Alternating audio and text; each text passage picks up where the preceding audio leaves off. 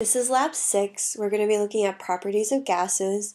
So around this time, we should be learning about gases, the different laws and everything. PV equals nRT and pressure, volume, temperature, all of that. So we're going to look at different properties. This lab starts at 58 of your lab pack here. The worksheet is right here. For your video, you're just going to show the setup and kind of explain what you've learned about gases, and then you'll have a lab report on this one. So over your lab report, be sure to explain what is a gas, how is it different from a solid or a liquid, and what sort of properties it has. In this lab, we're going to be looking at 3 different gases: hydrogen, oxygen, and carbon dioxide. And they're going to be looking at physical chemical properties. So think about what a gas is. A gas has the least amount of intermolecular forces, meaning it's free roaming. It has the most amount of entropy, meaning chaos and disorder.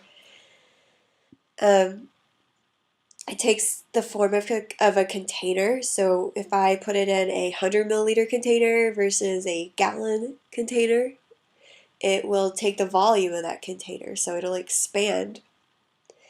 It also takes the shape of a container. So we're going to be looking at all of these kind of things. A lot of gases are clear. As a lot of them are odorless. Not all of them, but some of them are. And so it's hard to distinguish between them. Some of them do have a color to them, which makes it a little bit easier to distinguish. And some of them do have a scent, but a lot of them do not. So we're going to look at hydrogen, oxygen, and carbon dioxide and look at these gases. How can you tell them apart? And it's very important. Hydrogen, if you have hydrogen seeping through the air, that's highly explosive, so you obviously don't want to be like lighting a match or something if hydrogen is in the air in one of your reactions. Oxygen's not too bad. We breathe in oxygen, it's odorless, you can't see it, but the same as hydrogen. How can you tell the difference between the two? Oxygen is not very reactive. Carbon dioxide, though. Carbon dioxide is an odorless gas, you don't want too, carbon dioxide is not too harmful, but at the same time you don't want to breathe in a whole lot of it.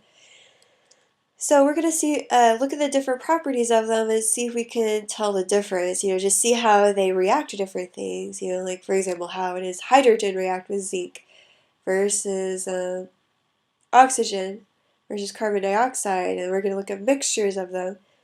And just, try different things, look at different indicators, see if they'll react with indicators differently.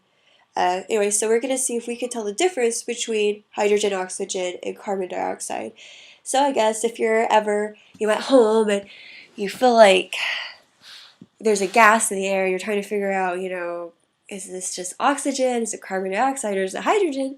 You could always try one of these different things and you could tell, So have fun.